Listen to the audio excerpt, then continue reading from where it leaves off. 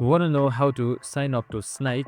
Well, no worries. In this video, I'm going to show you an easy step-by-step guide on how you can do it. It's super simple and another minute, so let's get straight to it. Now, first things first, so simply open up your Snyk.io website.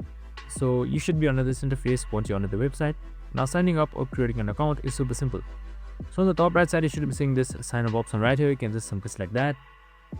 And now once you have selected this sign up icon, here should be seeing something popping up. So now once you have selected sign up, as you can see right here, you have an option to continue with Google or anything. So you can just simply log in with a different account, and you can just simply log in with any two of this account, GitHub or Google. So you can also sign up with Bucket or Intra ID, just like this right here, and also log in with the company SSO.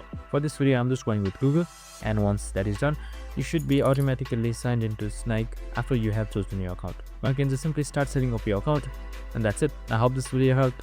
If it did, make sure to like, subscribe, and tune in with us for more of these videos. See you in the next one.